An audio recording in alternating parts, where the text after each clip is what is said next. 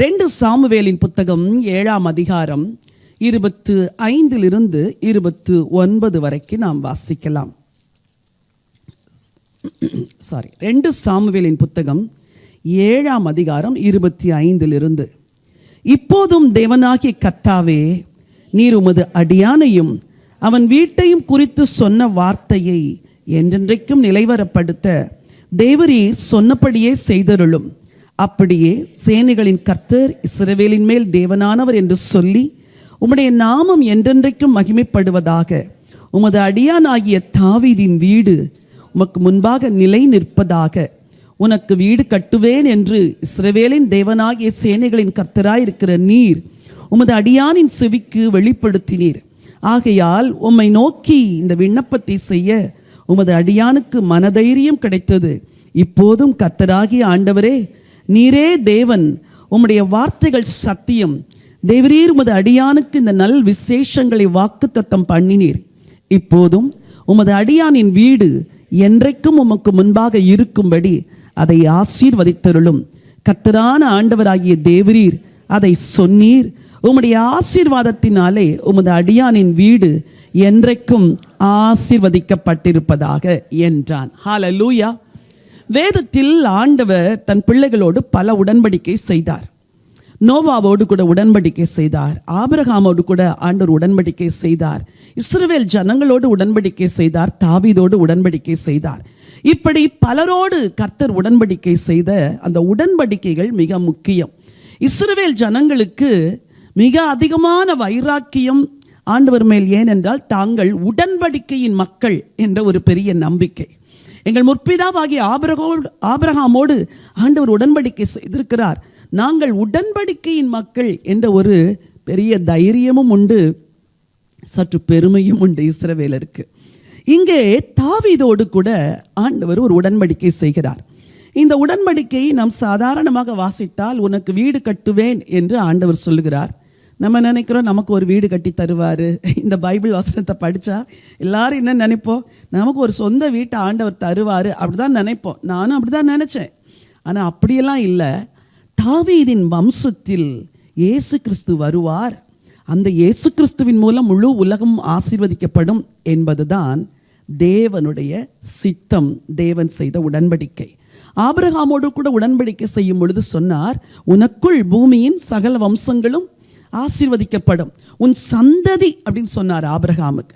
அப்படி என்றால் ஆபிரகாம் எப்பொழுதுமே அவர் ஆண்டவரை நோக்கி ஜெபிக்கும் பொழுது தன் சந்ததி என்ற இடத்தில் ஈசாக்கை மாத்திரம் நினைக்கவில்லை, தனக்கு பிறக்கப் போகிற குமாரனாகி இயேசு கிறிஸ்துவை அவர் நினைத்துத்தான் பல காரியங்களை விசுவாசத்தோடு பின்பற்றினார்.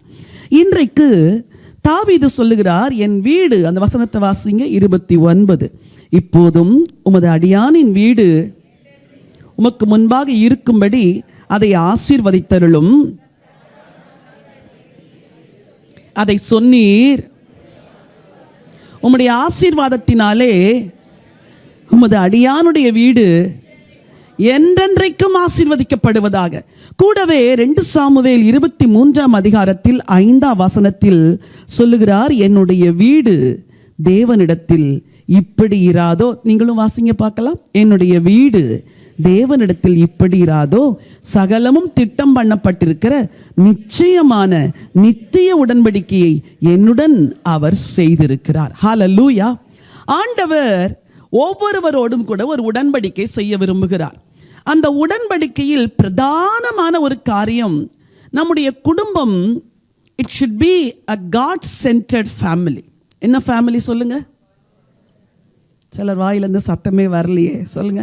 God centred family. ஆண்டவர் என் குடும்பத்தில் மையமாக இருக்க வேண்டும். ஏதேனை உண்டாக்கிவிட்டு அந்த தோட்டத்தின் நடுவிலே 2 விருட்சங்களை வைத்தார். அதில் ஒன்று ஜீவ விருட்சம். ஆண்டவர் தன் பிள்ளைகளின் வாழ்க்கையின் நடு மையமாய் ஜீவ விருட்சம் இருக்க வேண்டும் என்று விரும்பினார். ஆசரிப்பு கூடாரத்தை ஆண்டவர் ஸ்தாபிக்க சொன்ன பொழுது 12 கோத்திரங்களும் 3 3 3 3 வடக்கு தெற்கு கிழக்கு மேற்காக பாளையம் இறங்க வேண்டும். நடுவிலே ஆசரிப்பு கூடாரம் இருக்க வேண்டும் என்று ஆண்டவர் சொன்னார். அதன் பொருள் என்ன?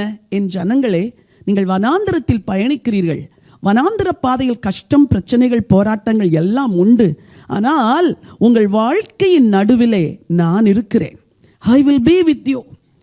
நம்முடைய வாழ்க்கையில் கூட பல கஷ்டங்கள், பிரச்சனைகள், போராட்டங்கள் வருகிறது. நாம் ஏன் சலித்து கொள்கிறோம்? நாம் ஏன் கசந்து கொள்கிறோம்? எனக்கு ஏன் இவ்வளோ பிரச்சனை? நம்ம எதை மறக்கிறோம் என்றால், God is in the center of my family. God is in the center of my life. God is in control என்பதை நம்ம மறந்துட்டோம் அப்படின்னா பல காரியங்களை சுயமாய் செய்ய தீர்மானிக்கிறோம், சுயமாய் செய்கிறோம், வாழ்க்கையில் தோற்று போகிறோம். இன்றைக்கு ஒரு சில குடும்பங்கள் எப்படி தேவனை மையமாய் வைத்து வாழ்ந்தன, அந்த குடும்பங்களில் என்ன போராட்டங்கள் வந்தது, சில குடும்பங்கள் ஏன் விழுந்தது, அதிலிருந்து நாம் என்ன பாடத்தை கற்றுக்கொள்ள போகிறோம் என்று இருக்கிற சுருக்கமான நேரத்தில் உங்களோடு கூட நான் பகிர்ந்து கொள்ள விரும்புகிறேன். அந்த ஒவ்வொரு குடும்பத்துக்கும் நான் ஒரு பெயரிட விரும்புகிறேன். முதலாவது ஒரு குடும்பம் ஆண்டவர் படைத்தார். எங்கே படைத்தார்? இவ்வளோ மெதுவாக பதில் சொல்வீங்க. எங்கே படைத்தார்? பேச கூட முடியல, ஆனால் நான் பேசுகிறேன். நீங்கள் என்னை விட நல்லா சத்தமாக பேசணும். ஹல்லேலூயா. ஏதேனில ஒரு முதல் குடும்பத்தை படைத்தார். அந்த குடும்பம் ஆண்டவரால் உண்டாக்கப்பட்ட குடும்பம். வசனத்தை வாசிக்க விரும்புகிறேன். எவ்வளவு அற்புதமாய் ஒரு குடும்பத்தை தேவன் உருவாக்குகிறார் என்பதற்கு இந்த ஆதியாகம புத்தகம் ஒரு அழகான படத்தை காட்டுகிறது. 2ஆம் அதிகாரம் 1ஆம் அதிகாரம் 27வது வசனத்தை படிக்கலாம். தேவன் தம்முடைய சாயலாக மனுஷனை சிருஷ்டித்தார், அவனை தேவ சாயலாகவே சிருஷ்டித்தார், ஆணும் பெண்ணுமாக. ஆண்டவர் எப்படி சிருஷ்டித்தாரா? தம்முடைய சாயலாய் சிருஷ்டித்தார், ஆணும் பெண்ணும் 2 பேருமே ஈக்குவலாக தான் ஆண்டவர் சிருஷ்டித்தாராம். இன்னொரு வசனத்தை வாசிக்க விரும்புகிறேன். 2ஆம் அதிகாரம் 7வது வசனம். தேவனாகிய கர்த்தர் மனுஷனை பூமியின் மண்ணினாலே, அவனுக்கு பெயர் என்ன பெயர்? நீங்கள் எனக்கு பதில் சொல்லணும். அவருக்கு பெயர் என்ன பெயர்? மனுஷனா தேவதூதனா? அப்போது ஒரு புருஷன் என்பவன் யாரு? சிஸ்டர்ஸ்லாம் சொல்லுங்க, புருஷன் என்பவன் யாரு? அவன் ஒரு மனுஷன். வாழ்க்கையில் ஏன் தோல்வி வருது தெரியுமா? அவனை தேவதூதன் மாதிரி நீங்கள் பார்க்க விரும்புகிறீங்க. அவர் தேவதூதர் மாதிரி பேசணும், தேவதூதர் மாதிரி நடக்கணும் நம்ம விரும்புறதுனால நம்ம வாழ்க்கையில் டிஸப்பாயின்மெண்ட்ஸ். சரி, அதை அடுத்து அதே அதிகாரம் 22வது வசனம் வாசிங்க. தேவனாகிய கர்த்தர் தாம் மனுஷனில் எடுத்த விலா எலும்பை மனுஷியாக உருவாக்கி. இந்த அம்மாவுக்கு பேர் என்ன பேரு? அவருக்கு பேர் என்னது? நம்ம என்ன நினைக்கிறோம்?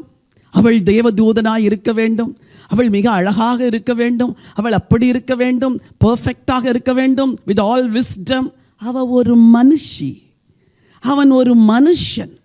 ஆண்டவர் மனுஷனை தன்னுடைய சாயலாய்த்தான் படைத்தார், ஆனால் மனுஷனாய் படைத்தார், மனுஷியாய் படைத்தார். ஒரு குடும்பம் முதல்ல எதை கற்றுக்கொள்ளும்னா, என் வீட்டில் இருக்கிற எல்லாருமே குறைவுள்ளவர்கள். என் புருஷன் குறைவுள்ளவர், என் மனைவி குறைவுள்ளவள், என் பிள்ளைகளும் குறைவுள்ளவர்கள். இதை நம்ம அக்செப்ட் பண்ணிக்கணும். ஆண்டவர் இந்த குறைவுள்ள மனுஷனை ஃப்ளஷ்ல படைச்சா கூட ஒன்னே ஒன்று அவங்கள்ட்ட எதிர்பார்த்தார். I should be in the centre of their family. நான் தான் அவங்க வாழ்க்கையின் மையமாக இருக்கணும். ஒரு வசனத்தை வாசிங்க. 2ஆம் அதிகாரம் 15வது வசனத்தை வாசிக்கலாம். தேவனாகிய கர்த்தர் மனுஷனை ஏதேன் தோட்டத்தில் அழைத்து கொண்டு வந்து அதை பண்படுத்தவும். சரி, இவங்களை படைச்சிட்டார்ல, இப்போ இவரே எங்க அழைத்து கொண்டு வருகிறாராம்? ஏதேன் தோட்டத்தில். எத்தனை பேர் சொல்ல முடியும் உங்களை ஆண்டவர் தான் இந்த சிங்கப்பூருக்கு கொண்டு வந்தாருன்னு? கொஞ்சம் கை வைத்து சொல்லுங்க. என் தேவன் என்னை அழைத்து கொண்டு வந்தார். நீங்க படிச்சதுனால வரல, ஐடி ப்ரொஃபஷனலாக இருக்கிறதுனால வரல, மெடிக்கல் ப்ரொஃபஷனல்ஸாக இருக்கிறதுனால வரல. உங்கள் தேவன் அழைத்து கொண்டு வந்தார். ஆண்டவருடைய சித்தத்தை அறிகிற வரைக்கும் நம்மளை ஆண்டவர் தான் நடத்துவார். என் 18வது வயது வரைக்கும் நான் ஆண்டவரை அறியலை, ஆனால் ஆண்டவர் என்னை நடத்தினார். நான் ரட்சிக்கப்படாத காலத்திலே என்னை நடத்தினார். நான் தெய்வம் அல்லாதவைகளை வழிபட்டு கொண்டிருந்த நாட்களிலும் ஆண்டவர் என்னை நடத்தினார். அவர் ஜீவனுள்ள தேவன் என்று அறிவதற்கு முன்பதாகவும் என்னை நடத்தினார். அதுதான் அவருடைய அன்பு. அந்த அன்பு என் வாழ்க்கையை ரட்சிப்பின் நாட்கள் வரைக்கும் பொறுமையாக நடத்திட்டு வந்துச்சு. வந்த பிறகு I started to follow Jesus. அவரை அறிந்து கொண்ட பிறகு நீங்க என்ன செய்யணும் தெரியுமா? இதுவரைக்கும் நீங்க என்ன நடத்துனீங்க, இனிமே நான் உங்களை என்ன செய்வேன், பின்பற்றுவேன். சரி, ஆண்டவர் கொண்டு வந்து ஏதேனில் வைக்கிறார். மனுஷியை கொண்டு வந்து வச்சுட்டு ஒரே ஒரு கட்டளை கொடுக்கிறார். தேவனாகிய கர்த்தர் மனுஷனை நோக்கி, நீ தோட்டத்தில் உள்ள சகல விருட்சத்தின் கனியும் புசிக்கவே புசிக்கலாம், வாசியுங்கள். ஆனாலும் நன்மை தீமை இன்னதென்று அறியத்தக்க விருட்சத்தின் கனியை புசிக்க வேண்டாம், அதை நான் புசிக்கும் நாளில் சாகவே சாவா என்று கட்டளையிட்டார். அவ்வளோதான். அவர் ஒரே ஒரு கட்டளை தான் கொடுத்தார். எப்பா, நீ எல்லாம் புசிக்கலாம். ஆண்டவர் எல்லாத்தையும் கொடுத்தார். கனி விருட்சங்களை கொடுத்தார், அழகான சூழ்நிலைமையை கொடுத்தார், தண்ணீரை கொடுத்தார், வசதியை கொடுத்தார், வாய்ப்பை கொடுத்தார். ஒன்னே ஒன்று எதிர்பார்த்தார். நான் தான் ஆண்டவர் என்று நீ என்னை கனம் பண்றதுக்கு I want to be in the centre of your life. ஆனால் அந்த ஒரு காரியத்தில் தான் ஆதாமும் ஏவாளும் தப்பு செஞ்சிட்டாங்க. இன்னைக்கு நம்ம குடும்பங்கள் ஏன் விழுந்து போகிறது தெரியுமா? நம்முடைய குடும்பங்களில் ஏன் சந்தோஷம் இல்லை? நம்முடைய குடும்பங்களில் ஏன் மகிழ்ச்சி இல்லை? நம்முடைய குடும்பத்தில் எவ்வளவோ ஆண்டவர் நமக்கு கொடுத்தாலும் ஒரு நிறைவான மனநிலைமை ஏன் இல்லை தெரியுமா? God is not in the center of our life. நம்ம வாழ்க்கையின் நடு பகுதியாய் கர்த்தர் இருக்கணும். அதிகாலையில் எழும்பி ஒரு கணவன் ஆண்டவரை தேடுகிறவராய் இருக்க வேணும். ஆண்டவரே, என் வாழ்க்கையின் நடுப்பகுதி நீங்க தான்ப்பா, உங்களை தேடிட்டு தான் இந்த நாளை நான் துவங்குவேன் அப்படின்னு சொல்லி ஒரு நாளை துவங்கணும். அதே போல ஒரு மனைவி ஒரு நாளில் நீங்க தான்ப்பா என் லைஃப்ல சென்டர், என் ஃபோக்கஸை நீங்க தான், அதனால I start this day with you. இந்த ஒரு துவக்கம் இல்லாத குடும்பங்கள் எல்லாமே எங்கேயோ கீறல் விழுகிறது, எங்கேயோ விழுந்து போகிறது. Let God be in the centre of your life. கர்த்தர் உங்கள் வாழ்க்கையின் மையமாக இருக்கணும். இங்கே ஒரு பிரச்சனை உள்ள வந்துருச்சு அந்த குடும்பத்தில். என்ன பிரச்சனைனா, ஆதாமும் ஏவாளும் எப்போவுமே ஆண்டவருடைய வார்த்தையை கனம் பண்ணணும்னு ஆண்டவர் சொன்னார். ஆனால் ஒருவன் உள்ளே வந்தான். வாசிக்கலாம், 3ஆம் அதிகாரம் 1 வசனம் படிக்கலாமா? தேவனாகிய கர்த்தர் உண்டாக்கின காட்டு ஜீவன்களை பார்க்கிலும் சர்ப்பமானது தந்திரமுள்ளதாய் இருந்தது. அது லிசன், யாரை நோக்கி? உங்க வீட்டில் பிரச்சனைக்கு காரணம் ஸ்திரீயோ புருஷனோ கிடையாது, ஒரு தந்திரமுள்ள பிசாசு. திருடன் திருடவும் கொல்லவும் அழிக்கவும் வருகிறான் என்று வேறொன்றுக்கும் வரான், நானும் அவைகளுக்கு ஜீவன் உண்டாயிருக்கவும் அது பரிபூரணப்படவும் வந்தேன் என்று ஆண்டவர் சொல்றார். பிசாசு ஒவ்வொரு குடும்பத்துக்குள்ள உள்ளே புகுந்து ஒரு இன்விசிபிள் வேலை அவன் கிரியை செய்ய விரும்புகிறான். இங்கே சாத்தான் உள்ளே வந்து வீக் வெசலை டச் பண்றான்.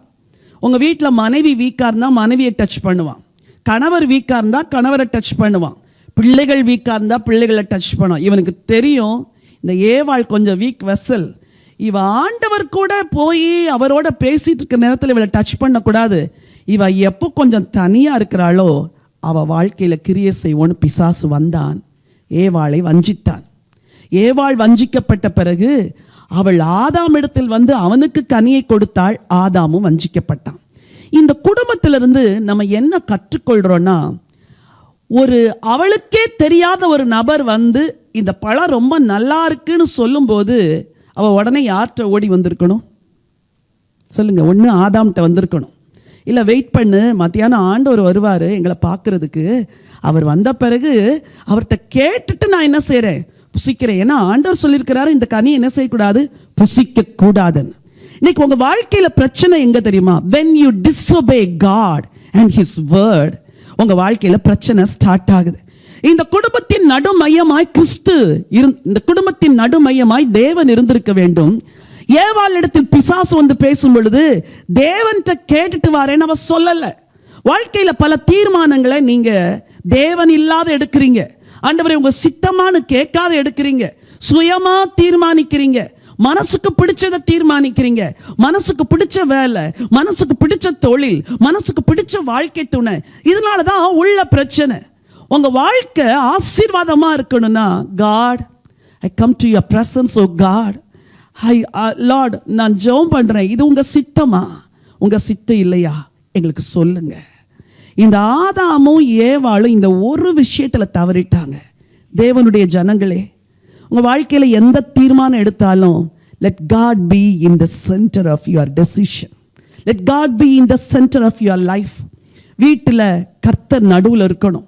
ஒரு நாளை துவங்கும் போது கர்த்தர் நடுவில் இருக்கணும். ஒரு தீர்மானத்தை எடுக்கும் பொழுது ஆண்டவரை கேட்டுட்டு செய்யணும். ஒரு காரியத்தை முடிவு பண்ணும்போது கர்த்தர் நடுவில் இருக்கணும். ஐயோ, ஆண்டவர் சொல்லட்டும், ஆண்டவர் பேசட்டும், ஆண்டவர் சொன்னா செய்கிறேன், ஆண்டவர் பேசினா செய்கிறேன். இப்படி எந்த கணவன் நினைக்கிறாரோ, எந்த மனைவி நினைக்கிறாரோ, எந்த பிள்ளைங்க நினைக்கிறாங்களோ, அந்த ஃபேமிலி ஒரு பிளஸட் ஃபேமிலியாக இருக்கும். யூத தகப்பன்மார் அவர்கள் 13 வயது தன் பிள்ளை இருக்கும் பொழுது ஆண் பிள்ளைகளுக்கு தோராவை முழுவதும் கற்றுக் கொடுக்க வேண்டும். அதில் இருக்கிற 613 கற்பனைகளை பிள்ளைகளை படிக்க வைக்க வேண்டுமா? ஏன் தெரியுமா?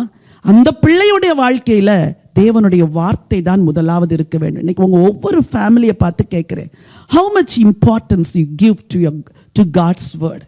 ஆண்டவருடைய வார்த்தைக்கு எவ்வளவு முக்கியத்துவம் கொடுக்கிறோம்? ஆண்டவர் என்னோடு இன்னைக்கு பேசினார்னு டெய்லி சொல்ல முடியுமா? இந்த குறிப்பிட்ட காரியத்துக்கு ஆண்டவற்றை நான் ஜெபம் பண்ணேன். As the leader of this family, I prayed and God gave me this verse னு சொல்ல முடியுமா? சின்ன விஷயத்துக்கு கூட இந்த வசனத்துல பதில் இருக்குது. Let your family be God-centered family. உங்க வீட்டில் தேவன் கனப்படுத்தப்பட வேண்டும். உங்க வீட்டில் தேவன் ஆராதிக்கப்பட வேண்டும். உங்க வீட்டில் தேவன் உயர்த்தப்பட வேண்டும். உங்கள் வீட்டில் ஆண்டவருடைய சித்தத்தை அறிகிற அறிவு இருக்கணும். உங்கள் பிள்ளைங்களுக்கு சொல்லிக் கொடுக்கணும். சின்ன வயசுலேயே நீ சின்ன காரியத்துக்கும் இசப்பாட்டை கேட்டுட்டு செய். இந்த சின்ன ப்ராக்டிஸில் பிள்ளைங்களை வரும் நாட்களில் டஃப் சிச்சுவேஷன்ஸில் ரைட் டெசிஷன் எடுக்கிறதுக்கு உதவி செய்யும். வலது கையை உயர்த்தி சொல்லுங்க, என் குடும்பம் காட் சென்டர்ட் ஃபேமிலியாக இருக்கட்டும் ஆண்டவரே. வாயை திறந்து சொல்லுங்க, என் வீடு காட் சென்டர்ட் ஃபேமிலியாக இருக்கட்டும் ஆண்டவரே. எங்கள் முற்பிதாவாகிய ஆதாமும் ஏவாளும் உங்க வார்த்தைக்கு கீழ்ப்படியாததுனால அந்த குடும்பம் விழுந்துச்சு ஆண்டவரே. ஆனாலும் உங்க அன்பு திரும்ப தூக்கி கட்டுச்சப்பா. அதற்காய் நன்றி, அதற்காய் நன்றி, உங்களுக்கு நன்றி. Thank you father. ஹல்லேலூயா. சரி, இந்த குடும்பத்தை ஆண்டவர் எப்படி கட்டினார் தெரியுமா? அவருடைய மன்னிக்கிற தன்மை. 2 பேர் தப்பு செஞ்சிட்டாங்க, போய் ஒழிச்சுக்கிட்டாங்க. ஆண்டவர் தேடி வருகிறார். ஆதாமே, நீ எங்கே இருக்கிறாய்? 2 பேரையும் கூப்பிட்டு விசாரிக்கிறார், என்ன நடந்துச்சு சொல்லு. அவர் சொல்றார், நீர் தந்த ஸ்திரீயானவள். எப்பவுமே தப்பு செய்யும் பொழுது நம்ம என்ன செய்ய மாட்டோம்? அது ஏன் தப்புன்னு எத்தனை பேர் ஒத்துப்பீங்க சொல்லுங்க பார்க்கலாம். இவ்வளோ உத்தமர்கள் இருக்கிறாங்கன்னு பார்க்கலாம். நான் தான் தப்பு செஞ்சேன் அப்படின்னு நிறைய நேரம் ஒத்துக்க மாட்டோம். நீ தான் காரணம், குடும்பத்தில் பிரச்சனைக்கே அதான், நீ தான் காரணம், உன்னால தான். அந்த அம்மா சொல்லுவாங்க, உன்னால தான், நீ தானே போய் அந்த பிஸ்னஸை ஸ்டார்ட் பண்ண, நீ தானே போய் அந்த வேலையில் ஜாயின். எப்போ நீ என்னாலன்னு சொல்லுவ? இங்கே 2 பேரும் ஒருத்தர் குற்றம் சாட்டுறாங்க. ஆண்டவர் சொன்னார், பரவாயில்ல, 2 பேரும் தப்பு செஞ்சிட்டீங்க, நான் மன்னிக்கிறேன், உங்களுக்கு தோல் உடைய உடுத்துறேன்னு மன்னிச்சு வெளியே அனுப்புகிறாரு. அந்த காட்சியை நான் எப்போவுமே கற்பனை பண்ணுவேன். வெளியே போகும்போது ஆதாமும் ஏவாளும் ஆண்டவரை திரும்பி பார்த்துருப்பாங்க. காட், இந்த ஏதேனில் எவ்வளோ சந்தோஷமாக இருந்தோம், ஒரே ஒரு சின்ன ஒபீடியன்ஸ் எங்கள் வாழ்க்கையை உடைச்சிருச்சு ஆண்டவரே. உங்களோடு இருக்கிற அந்த ஏதேனின் வாழ்க்கையை நாங்கள் இழந்துட்டோன்னு கண்ணீரோடு 2 பேரும் போயிருப்பாங்க. ஆனால் தேவன் அவங்கள மறக்கலை, தேவன் அவங்கள கைவிடலை, தேவன் அவங்களை ஆசீர்வதிக்கிறார், அவர்களுக்கு பிள்ளைகளை கொடுக்கிறார், அந்த வீட்டை ஆசீர்வதிக்கிறார், அவர்கள் மூலமாய் வம்சத்தை உண்டாக்கி இன்னைக்கு நீங்களும் நானும் இன்னைக்கு உயிரோடு இருக்கிறோன்னா யாருடைய காரியத்தில் வந்து ஆதாம் ஏவாள் என்ற பெற்றோரினால் நீங்களும் நானும் ஆசீர்வதிக்கப்பட்டிருக்கிறோம். அந்த தேவன் மன்னிக்கிறவர். உங்கள் குடும்பத்தில் உங்கள் ஸ்பௌஸ் மேலே கசப்பு இருக்கா? உங்களுக்கு உங்கள் பிள்ளைங்க மேலே வெறுப்பு இருக்குதா? உங்கள் பெற்றோர் மேலே கசப்பு இருக்குதா? அன்றைக்கு ஏதேனில் மன்னிச்சாரே, இன்னைக்கு நீங்களும் ஒருத்தர் மன்னிக்கணும். இன்னைக்கு மன்னிக்காத குடும்பங்கள் தான் அரிப்பிளவையை போல கசப்புகள் பெருகி கொண்டு போகிறது. நம்முடைய குடும்பங்களை ஆண்டவர் மன்னித்தது போல நாமும் ஒருவருக்கொருவர் மன்னிக்கும் பொழுது நம்முடைய குடும்பம் கட்டப்படும். ஏ minor, thank you Jesus, thank you father. இஸ்ரவேலின் ராஜாவே, என் தேவனாம் கர்த்தரே,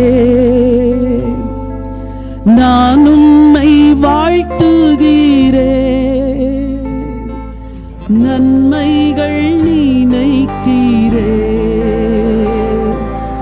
இஸ்ரவேலின் ராஜாவே, என் தேவனாம் கர்த்தரே, நானும்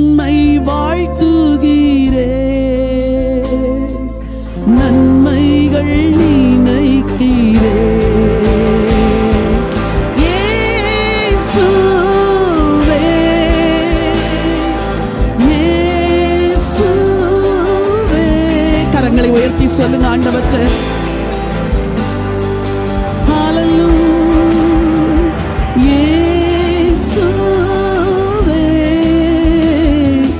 நன்றி நன்றி ராஜா, அழவில்லா அன்பிற்காக நன்றி நன்றி ராஜா, அழவில்லா அன்பிற்காக. எதிர்க்கிறவர் முன்பிலும் தள்ளினவர் மத்தியில் பந்தி ஆயத்தப்படுத்தி அன்பாக கனம் பண்ணினீ. எதிர்க்கிறவன் முன்பிலும் தள்ளினவர் மத்தியில் பந்தி ஆயத்தப்படுத்தி அன்பாக கனம் பண்ணினீ. இயேசுவே, கரங்களை உயர்த்தி சொல்லுங்க. இயேசு ராஜா, என் குடும்பத்தை மன்னிச்சு எங்களை வாழ வைக்கிற உங்க அன்புக்காய் நன்றி. குறைவுகள் உள்ள மனிதர்கள், உங்க ரத்தம் எங்களை நிறைவாக்குகிறதற்காய் நன்றி. ஹல்லேலூயா, நன்றி நன்றி ராஜா, அளவில்லா அன்பிற்காக நன்றி நன்றி ராஜா, அளவில்லா அன்பிற்காக. திருக்கரம் என்னை தாங்கி கடும் பிரச்சனைகளிலும் முன்னேறி செல்வதற்கு பலத்தை நீ தந்ததற்கா. திருக்கரம் என்னை தாங்கி, எங்க குடும்பத்தை உங்க கரம் தாங்கி வந்ததுப்பா. எவ்வளோ பிரச்சனைகளுக்கு மத்தியில தாங்கி நடத்தின உங்க அன்புக்கு நன்றி ஆண்டவரே. பலத்தை நீ தந்ததற்கா இயேசுவே, இயேசுவே ராஜாவே நன்றிப்பா. ஹல்லேலூயா, இயேசுவே நன்றி நன்றி ராஜா, அழவில்லா அன்பிற்காக நன்றி நன்றி ராஜா, அழவில்லா அன்பிற்காக. அப்படி வலது கரத்தை எடுத்து இருதயத்தின் மேல வச்சுக்கோங்க. ஒரு ஆண்டவர் ஆதாமை மன்னித்தார், ஏவாளை மன்னித்தார். இந்த முழு மனுக்குலத்தையும் மன்னிக்கும்படி தன்னுடைய மகனையே பரிசாய் கொடுத்தார். என் அன்பு சகோதர சகோதரிகளே, குடும்பத்தில் மன்னியாத தன்மை அரிப்பிளவையை போல குடும்பத்தை பிரித்து விடும், கெடுத்து விடும். இன்னைக்கு யாரையாவது மன்னிக்காம இருக்கிறீங்களா? உங்க வலது கரத்தை இருதயத்தில் வச்சு சொல்லுங்க, நான் மனதார மன்னிக்கிறேன் இயேசுராஜா, நான் மனதார மன்னிக்கிறேன். மனைவியர் எல்லாம் உங்க கணவரை மனசார மன்னிச்சிருங்க. வாயை திறந்து சொல்லுங்க, என் கசப்பெல்லாம் எடுத்து போடுற ஆண்டவரே, ரொம்ப நாளா இருதயத்தின் அடித்தளத்துல ஒரு கசப்பை வச்சிட்டு இருக்கிறேன். அவருடைய குற்றத்தின் நிமித்தம், குறைவு நிமித்தம், வெறுப்பு நிமித்தம் என்னால மன்னிக்க முடியல. அப்படி சொல்றீங்களா? இன்னைக்கு சொல்லுங்க, எங்கள் தகப்பனாகிய ஆதாமையும் ஏவாளையும் மனசார மன்னிச்சு வாழ வச்சிங்களப்பா, நான் மன்னிக்கிறேன்ப்பா. புருஷன்மார் மனைவி மேல வெறுப்பை வச்சிட்டு இருக்கிறீங்களா? கசப்பை வச்சிட்டு இருக்கிறீங்களா? நேசிக்க முடியாம தவிக்கிறீங்களா? இன்னைக்கு ஆண்டவற்றை சொல்லுங்க, என் மனைவியை மன்னிக்கிறேன்ப்பா, என் மனைவியை ஏற்றுக்கொள்றேன்ப்பா. வாயை திறந்து சொல்லுங்க. பெற்றோர் யாராவது பிள்ளைங்க மேல கசப்ப வச்சிருக்கிறீங்களா? ஆண்டவரே, தோளுடைய என் தகப்பனுக்கு உடுத்தி அனுப்பின தெய்வம், எங்க குடும்பத்தின் நிர்வாணம் வெளியே தெரியாதபடிக்கு இவ்வளோ நாள் மூடி மறைச்சிட்டீங்கப்பா.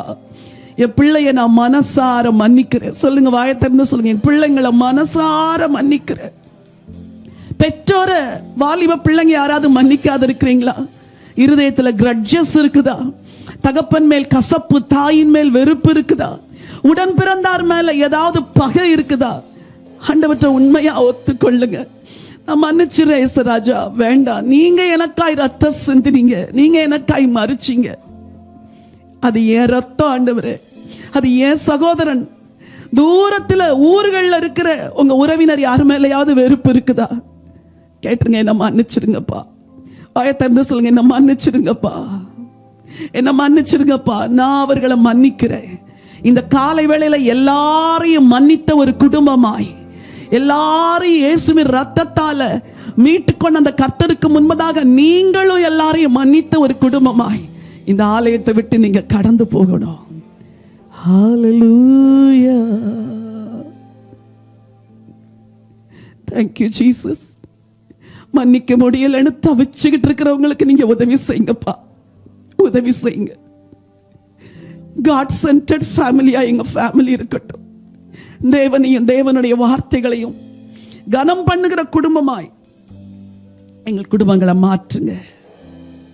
அப்படிப்பட்ட ஒரு ஹீலிங் இந்த காலையில நடக்கட்டும், சபைக்குள்ள நடக்கட்டும், எல்லா குடும்பங்களுக்குள்ளும் நடக்கட்டும். இயேசுராஜா, ஆத்மார்த்தமாய் நேசிக்கத்தக்க அன்பு ஊற்றப்படுவதாக. ஆமென், ஆமென், ஹல்லேலூயா. முதலாவது குடும்பம், அந்த குடும்பம் ஒரு விழுந்து போன குடும்பம். ஆனால் ஆண்டவருடைய மன்னிப்பு அந்த குடும்பத்தை தூக்கி நிறுத்துச்சு. ரெண்டாவது ஒரு குடும்பம், அந்த குடும்பத்துக்கு விசுவாச குடும்பம் என்று நான் பெயரிட விரும்புகிறேன். ஆதியாகமத்தின் புஸ்தகம் 12ஆம் அதிகாரம் முதல் 3 வசனங்களை நாம் வாசிக்கலாம். ஆதியாகமம் 12 முதல் 3 வசனங்கள். கர்த்தர் ஆபிரகாமை நோக்கி, நீ உன் தேசத்தையும் உன் இனத்தையும் உன் தகப்பனுடைய வீட்டையும் விட்டு புறப்பட்டு காண்பிக்கும் தேசத்துக்கு போ. நான் உன்னை பெரிய ஜாதியாக்கி உன்னை ஆசீர்வதித்து உன் பேரை பெருமைப்படுத்துவேன். இங்கே ஒரு குடும்பத்தை குறித்து படிக்கிறோம், ஆபிரகாமின் குடும்பம். இந்த குடும்பத்துக்கு நான் என்ன பெயரிட விரும்புகிறேன் என்றால் விசுவாச குடும்பம். ஏன்னா ஆபிரகாமை ஆண்டவர் அழைத்த பொழுது எதையுமே பார்க்காது எல்லாத்தையும் விட்டுட்டு ஆபிரகாம் கிளம்பி வந்தார். அவர் கிளம்பி வரும் பொழுது எதை நம்பி வந்தார் என்றால் கர்த்தருடைய வாக்குத்தத்தத்தை நம்பி வந்தார். உங்கள் குடும்பத்தில் எவ்வளோ பேங்க் பேலன்ஸ் இருக்குது, எவ்வளோ ஏர்ன் பண்ணுறீங்க, அது கிடையாது. நீங்கள் தேவனுடைய வார்த்தையை எவ்வளோ நம்புறீங்க, அதுதான் உங்களுக்கு பிளஸ்ஸிங். ஆபிரகாம் வரும்பொழுது எப்படி வந்தார்? கையில் ஒன்றுமே இல்லை, அப்படி தானே? எல்லாம் சொந்த ஊர் தேசம் எல்லாத்தையும் விட்டுட்டு வரும்போது தூக்கிட்டா வர முடியும்? எதையும் தூக்கிட்டு வர முடியாது. வெறுமையாய் வந்தார். இன்னைக்கு ஒரு பாட்டு பாடணும்ல, கோலும் கையுமா இருந்த என்னை 2 பரிவாரமாக மாற்றினீங்க. ஒரு குடும்பத்தை உயர்த்துகிறது எது தெரியுமா? அந்த குடும்பம் தேவன் மேலே வச்சிருக்கிற விசுவாசம் தான். தேவனுடைய வார்த்தையின் மேலே நீங்கள் விசுவாசத்தை வச்சு ஒன்றுமே இல்லாமல் அறிக்கை செஞ்சிட்டே இருந்தா God will fulfill his promise in your life. இந்த குடும்பத்துக்கு விசுவாசத்துக்கு தான் ரொம்ப சோதனை வந்துச்சு. ஆண்டவர் 3 வாக்கு பண்ணினார். ஒன்று, நான் ஒன்றை ஆசீர்வதிப்பேன் ஆபிரகாமே. ரெண்டாவது, உனக்கு சந்ததியை தருவேன் அப்படின்னு சொன்னாரா? சேலஞ்சஸ் எதுக்கு தெரியுமா வரும்? என்ன ப்ராமிஸ் பண்ணாரோ அதுக்கு தான் சேலஞ்சஸ் வரும். ஆதியாகமத்தின் புஸ்தகம் 16ஆம் அதிகாரம் முதல் வசனத்தை படிங்க. ஆபிரகாமின் மனைவியாகிய சாராய்க்கு பிள்ளை இல்லாதிருந்தது.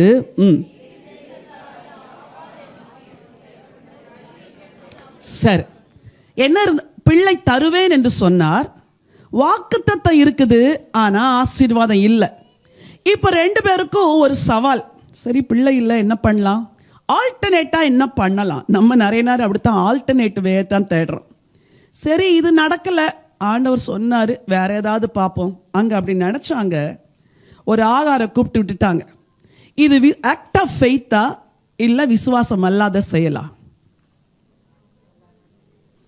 அவ்வளோ கடினமான கேள்வியாக கேட்டேன் உங்கள்கிட்ட. சொல்லுங்க, அது என்னது? ஆக்ட் ஆஃப் ஃபெய்த்தே இல்லை. ஆண்டவர் சொன்னார், பா உனக்கு நான் என்ன செய்வேன்? சந்ததி தருவேன். ஆனால் இந்த குடும்பம் விசுவாச குடும்பம் பேர், ஆனால் எடுக்கிற செயல் என்ன செயல்? அவிசுவாச முடிவுகள். நீங்கள் விசுவாச குடும்பமாக இருந்தால் அவிசுவாசமான முடிவுகளை எடுக்கவே கூடாது. அவிசுவாசமான முடிவுகளை எடுத்தீங்கன்னா அப்போ நல்லா இருக்கும், அப்புறம் பின்னாடி ஆண்டவருடைய ஆசீர்வாதத்தை இழப்போம். பிரச்சனைகள் வந்து குடும்பத்துக்கு பிரச்சனையே என்ன தெரியுமா? ஒரு ஆகார் வந்த உடனே அவள் நாச்சியாரை அற்பமா நினைக்கிறா. குடும்பத்துக்குள்ள பூசல், குடும்பத்துக்குள்ள பிரச்சனை, குடும்பத்துக்குள்ள சண்டை. பேர் என்ன பேரு? விசுவாச குடும்பம். நடக்கிறது என்னது? அவிசுவாசத்தினால் பிரச்சனை. இன்னொரு அதிகாரத்தில் ஒரு சம்பவம் நடக்குது. 12ஆம் அதிகாரம் 15வது வசனம். பார்வோனுடைய 14. ஆபிராம் எகிப்திலே வந்தபோது எகிப்தியர் அந்த ஸ்திரீயை மிகுந்த அழகுள்ளவள் என்று கண்டார்கள். பார்வோனுடைய பிரபுக்களும் அவளை கண்டு பார்வோனுக்கு முன்பாக அவளை புகழ்ந்தார்கள். அப்பொழுது அந்த ஸ்திரீ பார்வோனுடைய அரண்மனைக்கு, இது எப்படி இருக்குது? யார் மூலமா பிள்ளை தருவேன்னு சொன்னாரு? சாராய் மூலமா தருவேன்னாரு. ஆனா இப்ப சாராள் எங்க போயிட்டாங்க? பைபிளை கொஞ்சம் வேற கோணத்துலலாம் படிக்கணும், சரி? அப்படியே படிக்கக்கூடாது மொனட்டானஸா. பார்வோனுடைய அரண்மனைக்கு போயிட்டாங்க. இப்போ பார்வோனுடைய அரண்மனையில பார்வோன் அவளை தனக்கு மனைவியாக்கி கொள்ள எவ்வளவோ வாய்ப்பு இருந்துச்சு. ஆண்டவர் விடவே இல்லை. ஏன் தெரியுமா? என் தாசனாகிய ஆபிரகாமுக்கு நான் சொன்னதை கண்டிப்பாக நிறைவேற்றுவேன். ஆகவே பார்வோன் சாராளை கடத்தி கொண்டு போயிருந்தா கூட நான் அங்கே கிரியை செய்வேன். அன்றைக்கு கிரியை செய்கிறார். பார்வோன் அவளை கொண்டு வந்து மறுபடியும் விடுகிறான். உங்கள் விசுவாச பாதையில் குடும்பமாக நீங்கள் தேவனை நம்பி போகும் பொழுது பல பிரச்சனைகள் வரலாம். இந்த தேசத்தில் வீசா பிரச்சனை, வேலை பிரச்சனை, பிஆர் பிரச்சனை, சுகவீனமாயிட்டா அதில் ஒரு பெரிய பிரச்சனை, எவ்வளோ சூழ்நிலைமைகள் எல்லாமே விசுவாசத்துக்கு விரோதமாக இருந்தால் கூட உங்கள் ஃபேமிலி ஃபெய்த் சென்டர்ட் ஃபேமிலியாக இருக்கணும். என்ன centred family? Faith centred family. முதலாவது பிள்ளை தருவேன்னாரு, அதுக்கு அகெயின்ஸ்டாக எல்லாம் நடந்துச்சு. ஆண்டவர் பிள்ளையை கொடுத்தாரு. அப்புறம் உன்னை ஆசீர்வதிப்பேன், உன் மனைவியை ஆசீர்வதிப்பேன்னாரு, அதுக்கு விரோதமாக பிரச்சனை நடந்துச்சு. they overcame that. மூணாவது, ஆண்டவர் உனக்கு லேண்டு தருவேன் அப்படின்னார். சொன்னாரா? நீ கண்கான் வாசிக்கலையோ பைபிளில்? என்ன, உன் கால் மிதிக்கும் தேசமெல்லாம் உனக்கு என்ன செய்வேன்? தருவேன்னார். ஆனால் அங்கே ஒரு சோதனை. ஆதியாகமம் 13ஆம் அதிகாரத்தில் ஒரு பிரச்சனை வருது. 8வது வசனம். ஆபிராம் லோத்தை நோக்கி, எனக்கும் உனக்கும் என் மேய்ப்பருக்கும் உன் மேய்ப்பருக்கும் வாக்குவாதம் வேண்டாம், நாம் சகோதரர், இந்த தேசமெல்லாம் உனக்கு முன்பாக இருக்கிறது அல்லவா, நீ என்னை விட்டு பிரிந்து போகலாம் அப்படின்னு பேசுறார். 10வது வசனம் படிங்க. அப்பொழுது லோத்து தன் கண்களை ஏறெடுத்து யோர்தான் நதிக்கு அருகான சமபூமி முழுவதும் நீர்வளம் பொருந்தி இருக்கிறதாக கண்டார். நல்லா கவனிங்க.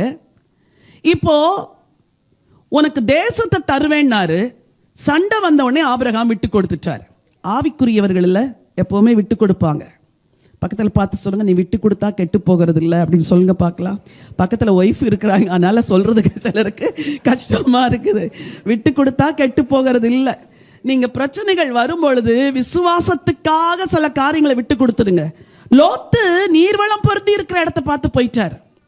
ஆபிரகாம் இப்போ யோசிச்சிருப்பாரு, ஐயோ ஆண்டவர் நமக்கு தானே சொன்னார், இவனுக்கு கொடுத்தவொடனே இவன் பாரு செழிப்பான இடத்த சூஸ் பண்ணிட்டானேன்னு. இல்லை, உன் ஃபேமிலி ஃபெய்த் சென்டர்ட் ஃபேமிலி. உங்கள் குடும்பம் விசுவாசத்தையே நம்பி இருக்கிற ஒரு குடும்பம். நீங்கள் ஒரு நாளும் வெட்கப்பட்டு போகிறதே இல்லை. ஆண்டவர் சொன்னதை அப்படியே நிறைவேற்றினார். இந்த அதிகாரத்தில் கடைசியில் படித்து பாருங்க, 14வது வசனம். லோத்து ஆபிராமை விட்டு பிரிந்த பின்பு கர்த்தர் ஆபிராமை நோக்கி, உன் கண்களை ஏறெடுத்து இருக்கிற இடத்திலிருந்து வடக்கையும் தெற்கையும் கிழக்கையும் மேற்கையும் நோக்கிப்பார், நீ பார்க்கிற இந்த பூமி முழுவதையும் நான் உனக்கும் உன் சந்ததிக்கும் என்றென்றைக்கும் இருக்கும்படி கொடுப்பேன். ஹல்லேலூயா. ஒரு ஃபெய்த் சென்டர்ட் ஃபேமிலியை ஆண்டவர் எந்த சூழ்நிலையிலும் கைவிட மாட்டார். உங்களுக்கு ஆண்டவர் ஒரு வாக்கு பண்ணினா அதை அப்படியே நிறைவேற்ற வல்லவராய் இருக்கிறார். ஒவ்வொரு மாதமும் 1ஆம் தேதி ஒரு ப்ராமிஸ் மெசேஜை எங்கள் ஊழியத்தின் மூலமாய் நாங்கள் பதிவிடுவது வழக்கம். கடந்த மாதத்தில் ஒரு வார்த்தையை ஆண்டவருடைய நாம மகிமைக்கென்று பதிவிட்டோம். நிச்சயமாகவே முடிவு உண்டு, உன் நம்பிக்கை வீண் போகாது என்ற வார்த்தை. அந்த ப்ராமிஸை நான் அப்படி ரெக்கார்ட் பண்ணிவிட்டு இப்படி திரும்புகிறேன்.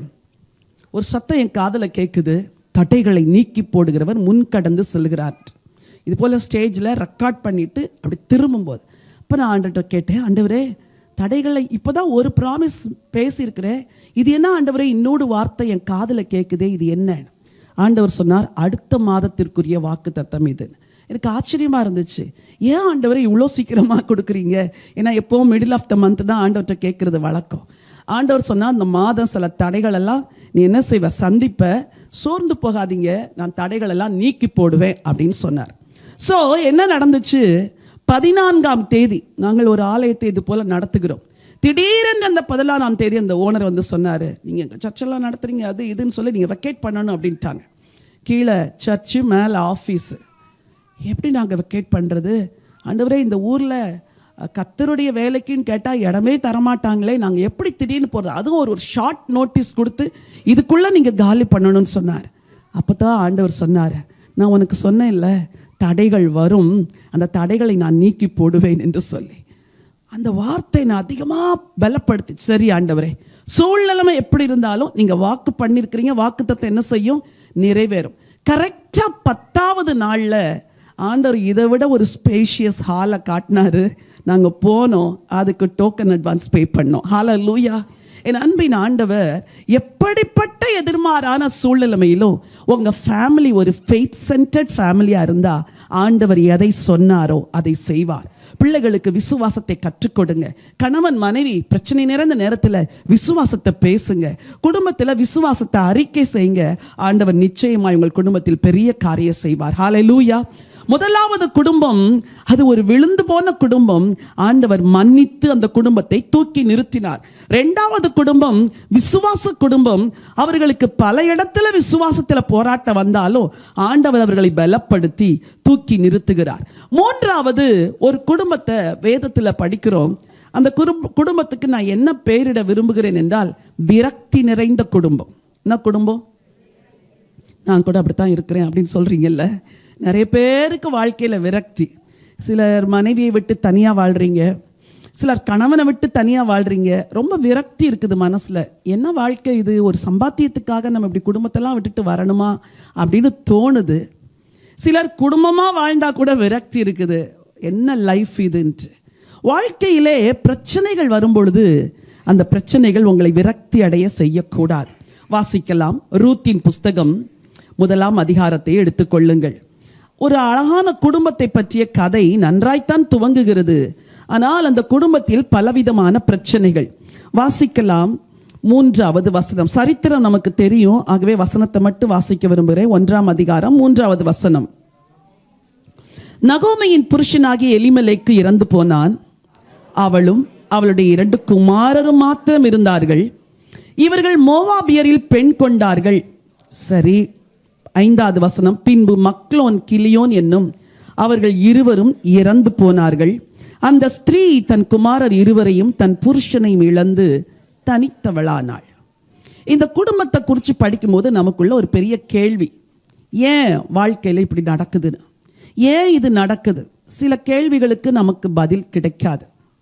ஆனால் ஒன்றே ஒன்று, ஆண்டவரை நம்பி ஆண்டவரை நம்பி ஆண்டவரை நம்பி உறுதியாக இருந்தால் ஒரு நாள் அந்த கேள்விகளுக்கெல்லாம் ஆண்டவர் பதில் கொண்டு வருவார். இந்த குடும்பத்தில் ஒரு பெண் இருக்கிறாள். அவளுடைய பெயர் ரூத். அவளுக்கு வாழ்க்கையே இருட்டா இருக்குது. இனி நமக்கு என்ன ஹோப்பு? எல்லா நம்பிக்கை இழந்துட்டா விரக்தி. உங்கள் வாழ்க்கையில் இன்னைக்கு ஆலயத்திற்கு வந்திருக்கிற நீங்கள் யாராவது வாழ்க்கையில் எல்லா நம்பிக்கை இழந்து விரக்தியோடு இருக்கிறீங்களா? What will be my future? என் எதிர்காலம் எப்படி இருக்கும்? எனக்கு என்ன நடக்கும்? உங்களுக்கு தெரியாது. ஆனால் உங்கள் காலங்களை தன் கையில் வைத்திருக்கிற ஒரு ஆண்டவர் இருக்கிறார். ஹல்லேலூயா. ஒரு தேவன் இருக்கிறார். அவர் எல்லாத்தையும் அழகாக நடத்துவார். ரூத்துக்கு தெரியாது நாளைக்கு என்ன நடக்கும், அடுத்து என்ன நடக்கும், எனக்கு யார் வாழ்க்கை துணையாக வருவா, எதுவுமே தெரியாது. ஆனால் ஒரு அற்புதத்தின் தேவன் அதிசயமாய் நடத்தினார். கோதுமை அறுப்பு, வார்கோதுமை அறுப்பின் நாட்களில் 2 பேரும் பெத்லஹேமுக்கு வராங்க. நம்பிக்கை உண்டா? தெரியாது. எதிர்காலம் எப்படி இருக்கும்? தெரியாது. ஆனால் ஒரே ஒரு வார்த்தை அந்த ரூத்துக்கு கொடுக்கப்பட்டது. அந்த வார்த்தையை வாசிக்கிறேன். ரூத்தின் புஸ்தகம் 2ஆம் அதிகாரம் 12வது வசனம். உன் செய்கைக்கு தக்க பலனை கர்த்தர் உனக்கு கட்டளை இடுவாராக. இஸ்ரவேலின் தேவனாகிய கர்த்தருடைய செட்டைகளின் கீழ் அடைக்கலமாய் வந்த உனக்கு அவரால் நிறைவான பலன் கிடைப்பதாக. ஹல்லேலூயா. இந்த மகளுக்கு ஒரு விசுவாச செய்கை இருந்தது. அது என்ன தெரியுமா? மன உறுதி. வாழ்க்கை விரக்தி, ஆனால் இவன் உறுதியை இழக்கலை. நீ போகும் இடத்திற்கு நானும் வருவேன், நீ தங்கும் இடத்தில் நானும் தங்குவேன். உன்னுடைய தேவன் என்னுடைய தேவன், மரணமே அல்லாமல் வேறு ஒன்று உண்மை விட்டு என்னை பிரிக்கவே கூடாதுன்னு ஸ்ட்ராங்காக இருந்தா. இன்னைக்கு உங்களுக்கு சொல்கிறேன், விரக்தியில் இருக்கிறீங்களா? எதுவுமே நடக்கலைன்னு சொல்கிறீங்களா? Be strong in your faith. உறுதியாக இருங்க, ஆண்டவரை விட்டு போயிடாதீங்க. இன்னைக்கு நிறைய பேர் தனக்கு எதுவும் நடக்கலைங்கிறதுக்காக தேவனையே தேடுறதில்லை, ஆலயத்துக்கு வர்றதில்லை, வேதத்தை படிக்கிறது இல்லை. நீங்கள் அப்படி விரக்தி நிறைந்த ஒரு குடும்பமாக இருந்தால் இன்றைக்கு ஒரு தீர்மானம் எடுங்க, என்ன நடந்தால் ஆண்டவரே நான் உம்மை பின்பற்றி வருவேன். ஏன்னா என் காலங்கள் அவர் கரத்தில் இருக்கு. சி மேஜர் ஹல்லேலூயா சொல்லுங்க. என் காலங்கள் அவருடைய கரத்தில் இருக்கிறது, என் நாட்கள் அவர் கரத்தில் இருக்கிறது.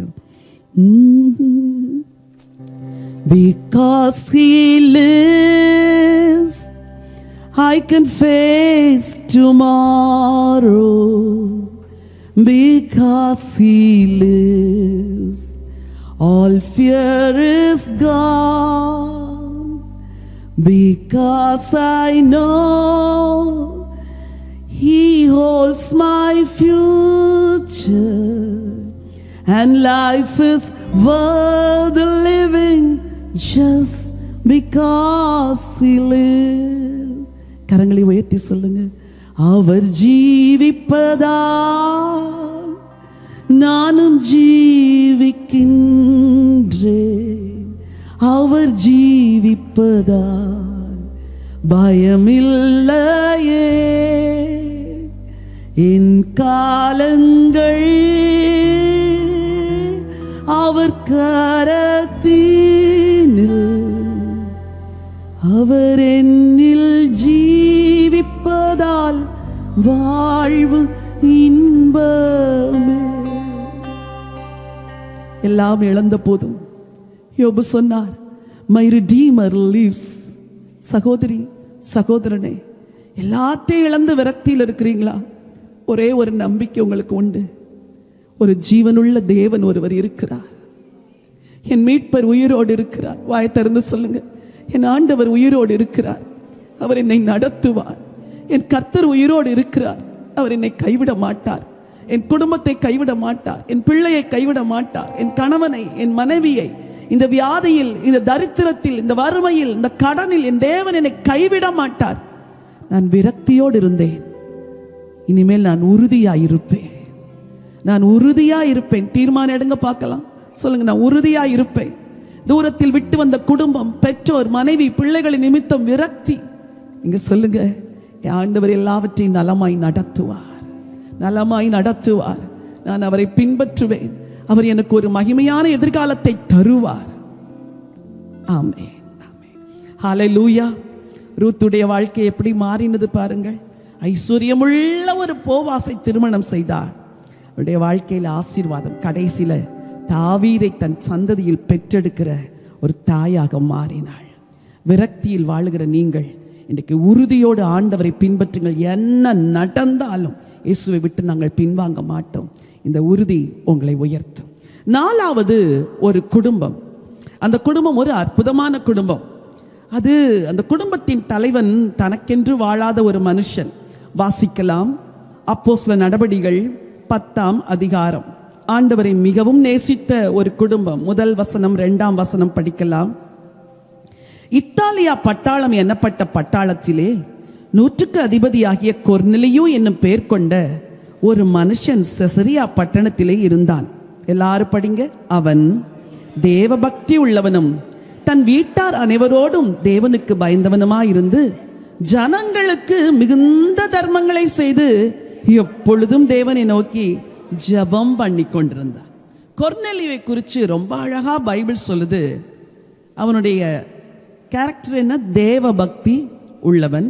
ரெண்டாவது எப்படி? அது எப்படிங்க? வீட்டார் எல்லாரும் தேவனுக்கு பயந்தாங்க. இன்னைக்கு சொல்றேன், ஒரு தகப்பன் தேவனுக்கு பயந்தால் வீடே தேவனுக்கு பயப்படும். ஒரு தாய் தேவனுக்கு பயந்தால், ஒரு வேளை தகப்பன் தேவனுக்கு பயப்படாதவராக இருந்தால் கூட ஒரு நாள் ஆண்டவர் அவரை கொண்டு வந்துடுவார். எங்கள் ஊழியத்திலே ஒரு சகோதரி உண்டு, வைராக்கியமான புறவினத்தை சேர்ந்த ஒருவர். அவங்க 35 வருஷமா ஆண்டவரை சேவித்தோம், புருஷன் ரட்சிக்கப்படலை. எத்தனை வருஷம் எப்படித்தான் வாழ்ந்தாங்கன்னு தெரியல. பைபிளை கிழிப்பார், நீ மட்டும் போ சர்ச்சுக்கு, பிள்ளைங்களெல்லாம் கூட்டு போகக்கூடாது. உபத்திரவம், கொடுமை, நொறுக்கப்பட்டு நெருக்கப்பட்டு ஒரு நாள் இவங்க என்ன பண்ணாங்க, இந்த சிஸ்டர், நான் இஸ்ரேலுக்கு போகணும், எனக்கு பர்மிஷன் கொடுங்க அப்படின்னு சொன்னாங்க. அவர் சொன்னார் பார்க்கலாம் அப்படின்னாரு. அப்புறம் எப்படியோ பர்மிஷன் கொடுத்துட்டார். ஃப்ளைட்டெல்லாம் புக் பண்ண போகும்போது சொன்னாராம், அது புனித ஸ்தலம் இல்லை, நீயும் போகிறல்ல நானும் வரேன் அப்படின்னாராம். பாருங்க, ஜபம் காரியங்களை மாற்றும். ஸ்திரீகளே, 35 வருஷம் ஆனாலும் மௌனமாக இருங்க, தேவன் உங்களுக்காய் பேசுவார். சரி, போனாங்க, எல்லா இடத்தையும் சுற்றி பார்த்தாங்க. ஒரு நாள் யோர்தானில் ஞானஸ்தானம் எடுக்கிறதுக்கு அந்த டீமில் எல்லாரும் வில்லிங்காக இருந்தப்போ இந்த அம்மா போய் பயந்து பயந்து கேட்டுச்சு, ஐயா நானும் ஞானஸ்தானம் எடுத்துக்கிறேன் யோர்தானில். அவர் கொஞ்சம் மேலே கீழே பார்த்துட்டு சொன்னார், சரி போய் எடுத்துக்கோ, வந்ததே வந்துட்ட, அதை ஏன் விடணும் அப்படின்னாரு. இவங்க என்ன செஞ்சாங்க, போய் பேப்டிஸ்ட் எடுக்கிறதுக்கு நிற்கிறாங்க வரிசையில். பாஸ்டர் பேசுகிறார், ஞானஸ்தானம் எடுப்பதற்கு என்ன செய்யணும்? சபைக்கு சொல்கிறேன், யாருன்னா ரட்சிக்கப்பட்டு ஞானஸ்தானத்தை தள்ளி போட்டுக்கிட்டு இருந்தீங்கன்னா தயவுசெய்து சீக்கிரத்தில் கர்த்தருடைய வார்த்தைக்கு கீழ்ப்படிந்து பேப்டிஸ்ட் எடுத்துக்கோங்க, ரட்சிக்கப்பட்டவர்கள். சரி, பேசும்பொழுது இந்த அம்மா அப்படியே பக்தியோடு கேட்டுட்டு இருக்கு. பக்கத்தில் வந்து அவர் போதகர் பேச பேச ஆவியானவர் இவர் உள்ளத்தில் பேசிட்டார். ஏம்மா, நீ ஞானஸ்தானம் எடுக்கிற மாதிரி நானே எடுத்துக்கிறேன். அவர் சொல்கிறாரு, ஞானஸ்தானம் எடுக்கலைன்னா செத்த பிறகு பரலோகம் போக மாட்டேன்னு சொல்கிறாரு.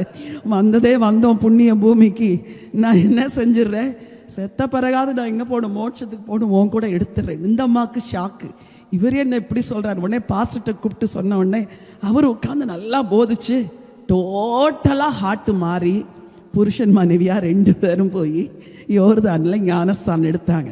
திரும்பி வரும்போது வாழ்க்கை மாற்றப்பட்டவர்களாக வந்தாங்க. அவர் வந்து எங்கள் பைபிள் காலேஜில் படித்தார். எந்த கை வேதத்தை கிழிச்சதோ அதே கை இந்த வேதத்தை எடுத்து போதிக்க ஆரம்பிச்சது. ஹல்லேலூயா. அவருக்கு ரொம்ப ஸ்பெஷலாக உள்ள புக்கு வந்து புக் ஆஃப் ஜோப், யோபுவின் புஸ்தகத்தை எங்கள் பைபிள் காலேஜில் அவர் டீச் பண்ணுவார். 35 லாங் இயர்ஸ் ஒரு மனைவி சகிச்சு சகிச்சு வாழ்ந்தாலே வாழ்க்கை எவ்வளோ விரக்தியாக இருக்கும்ல. ஆனால் ஒரு நாள் ஆண்டவர் அந்த மனுஷன் என்ன செஞ்சிட்டாரு, ரட்சித்தார். உங்களுக்கும் நம்பிக்கை உண்டு, ஆமேன்னு சொல்லுங்க. உங்களுக்கும் நம்பிக்கை உண்டு. விரக்தியில் இருக்கிற உங்கள் குடும்பத்தை ஆண்டவர் ஆசீர்வாதமாய் மாற்றுவார். இங்கே இந்த கொர்நேலியுவின் குடும்பம், இந்த குடும்பத்துக்கு நான் ஒரு பேர் வைக்கணும்னா வெற்றியுள்ள குடும்பம் அப்படின்னு பேர் சொல்ல விரும்புகிறேன். ஒரு குடும்பம் எப்போ சக்ஸஸ்ஃபுல்லாக இருக்கும், 4 வீடு 3 காரு, எல்லா பிள்ளைகளுக்கும் ஐஸ்வர்யமுள்ள வாழ்க்கை துணை, இதெல்லாம் கிடைச்சா சக்ஸஸ்ஃபுல்லாக இருக்காது. ஒரு முழு குடும்பமும் கர்த்தரை சேவிச்சாதான் அந்த வீடு சக்சஸ்ஃபுல் ஃபேமிலி. ஹல்லேலூயா. வசனம் சொல்லுது, தன் வீட்டார் அனைவரோடும் தேவனுக்கு பயந்து ஜனங்களுக்கு மிகுந்த தர்மங்களை செய்து இதெல்லாம் செஞ்சாரு. கடைசியில் ஒரு காரியத்தை செஞ்சாரு, தன் வீட்டையே ஜெப வீடா மாத்திட்டார். என்ன வீடா மாத்திட்டாரு? இன்னைக்கு நான் உங்களுக்கு சொல்றேன், எல்லாவற்றையும் வசனம் எடுத்து வாசிக்க நேரம் இல்லை. இந்த கொர்நேலியின் வீட்டில் தன் உறவினர்களெல்லாம் கூப்பிட்டு உட்கார வச்சு யாரை கூப்பிடுகிறார்? பேதுருவை கூப்பிடுகிறார். வந்து பிரசங்கம் பண்ணும் பொழுது எல்லாரும் தங்கள் இருதயத்தை ஆண்டவருக்கு ஒப்பு கொடுத்தாங்க. 44வது வசனம், இந்த வார்த்தைகளை பேதுரு பேசிக்கொண்டிருக்கையில் வசனத்தை கேட்டவர்கள் யாவர் மேலும் பரிசுத்த ஆவியானவர் இறங்கினார். அந்த வீடு முழுசும் யாருடைய பிரசனத்தினால் நிரம்பிருச்சு? நேற்றைய தினத்தில் புக்கிட் பார்த்தவங்கள இருக்க நம்முடைய சர்ச்சில் யூத் மீட்டிங் நடந்துச்சு. கடைசியில் அந்த பிள்ளைங்களுடைய அனாயிட்டிங்காக ஜோம் பண்ணோம். எவ்வளோ பிள்ளைங்க பரிசுத்தாவி நிறைவை பெற்று டங்ஸில் பேசி, ஒரு குழந்தைலாம் கீழே விழுந்து எழும்பவே இல்லை. அப்படி ஒரு அசைவை பார்த்தோம். இதெல்லாம் ஏன் நடக்குது அப்படின்னா, கண்ணீரின் ஜெபங்கள் ஊற்றப்படும் பொழுது மற்றவங்களும் ஆண்டவரை அறியணும்னு தீர்மானங்கள் எடுக்கும் பொழுது கர்த்தர் கிரியை செய்கிறார். இன்னைக்கு இங்கே வந்திருக்கிற எல்லா குடும்பத்தையும் பார்த்து நான் சொல்கிறேன், நீங்கள் லட்சக்கணக்கில் சம்பாதிக்கிறது உங்களுக்கு வெற்றி கிடையாது. கோடிக்கணக்கில் சேர்த்து வைக்கிறது உங்களுக்கு வெற்றி கிடையாது. சொந்த ஊரில் வீடு வாசல் நிலங்களெல்லாம் வாங்குறது உங்களுக்கு வெற்றி கிடையாது. இந்த பட்டணத்தில் உங்களை கொண்டு வந்தாரே, உங்களை கொண்டு ஒரு கூட்ட ஜனம் ரட்சிக்கப்படணும். கணவன் மனைவியாக மீட்கப்பட்டிருந்தீங்கன்னா உங்களுக்கு சொல்கிறேன், உங்கள் வீட்டை ஒரு ஜெப வீடாக மாற்றுங்க. உங்கள் வீட்டில் ஒரு வாரம் ஒரு கூடுகையை துவங்குங்க. உங்கள் வீட்டில் 4 பேர் அண்டை அயலகத்தாரை கூட்டிகிட்டு வந்து அவங்களுக்காகவே ஒரு ஜெபத்தை நடத்துங்க. உடைக்கப்பட்டவர்கள், நொறுக்கப்பட்டவர்கள், வாழ்க்கையில் தற்கொலை செய்ய நினைக்கிறவர்கள் இன்னும் இந்த பூமியில் வாழ்ந்து கொண்டு தான் இருக்கிறாங்க. அவர்களுக்கு கர்த்தர் உங்களை தான் வெளிச்சமாக வச்சிருக்கிறார். யங் பாய்ஸ் அண்ட் கேர்ள்ஸை சொல்கிறேன், உன்னோட காலேஜில் படிக்கிற உன் ஃப்ரெண்ட்ஸு எவ்வளோ பேர் ஆண்டவரை இன்னும் அறியலை. எங்கள் தேசத்திலே கடந்த மாதம் ஒரு சம்பவம் நடந்தது. ஒரு குடும்பத்தில் உள்ள ஒரு மகனும் இன்னொரு குடும்பத்தில் உள்ள ஒரு வாலிபனும் இரவிலே ஒரு கிரிக்கெட் பார்க்கறதுக்காக, மேட்ச் பார்க்கறதுக்காக போனாங்க. போயிட்டு திரும்ப வரும்பொழுது இரவு 12 மணி அளவு ஒரு ரோட்டில் கிராஸ் பண்ணி டேர்ன் பண்ணும்போது 2 பேரும் பைக்கில் இருந்து கீழே விழுந்து ஆன் தி ஸ்பாட் இறந்துட்டாங்க. பிள்ளைங்க, 2 பிள்ளைங்களும். இந்த வீட்டுக்கும் அந்த பையன் ப்ரெஷியஸ் பாய், அந்த வீட்டுக்கும் அந்த பையன் ப்ரெஷியஸ் பாய். அந்த பாய் 10 வருஷம் கழித்து அந்த குடும்பத்துக்கு பிறந்தவன். இந்த துக்கம் பெரிய துக்கமாக என் இருதயத்தை விட்டு இந்த துக்கம் போகவே இல்லை. ஆண்டவரே, இது என்னப்பா, இது என்னப்பா, இது என்னப்பான்னு. ஆனால் கடைசியில் ஆண்டவர் எனக்கு ஒரு நம்பிக்கையை கொடுத்தார். இந்த மகன் ஆண்டவரை ஏற்றவன். அவன் எங்கே போயிருப்பான்? அவன் ஃப்ரெண்டு ஆண்டவரை ஏற்றுக்கலை. வாலிப பிள்ளைங்களே, உங்கள் எல்லாரையும் பார்த்து முகமுகமாக பேசுகிறேன். உன் ஃப்ரெண்டு உனக்காக உயிரே கொடுக்குறவன். அந்த வாலிபனுடைய மரணத்தின் அந்த இறுதி ஆராதனையில் ஃப்ரெண்ட்ஸ் எல்லாம் வந்து அழுறான். டேய், ஏண்டா நீ போனியடா, என்னை கூப்பிட்டு போயிருக்கலாமேடா, நான் வந்திருப்பேனடா அப்படின்லாம் பேசுகிறான். அப்போ தான் யோசித்தேன், இந்த வாலிப பிள்ளைகளுக்குள் எவ்வளோ ஒரு நல்ல ஹார்ட் இருக்குது இல்லை.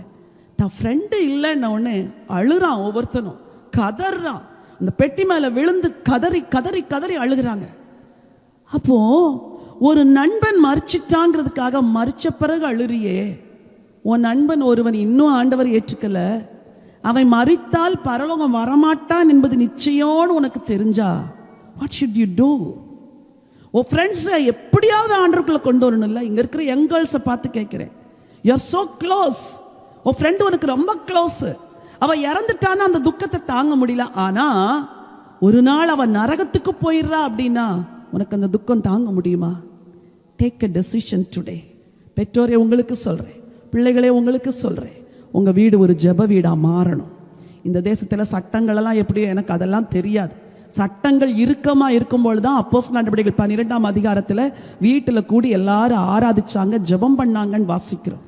சட்டங்கள் எப்படினாலும் இருக்கட்டும், நம்ம வீடு ஒரு ஜெப வீடாக இருக்கட்டும். ஒரு குடும்பத்தை கூப்பிடுங்க, 2 குடும்பத்தை கூப்பிடுங்க, ஒரு சின்ன ஜெபத்தை நடத்துங்க. மேபி சர்ச்சில் அதெல்லாம் எப்படி நடத்துறது உங்களுக்கு எவ்வளோ சொல்லி கொடுத்துருப்பாங்க.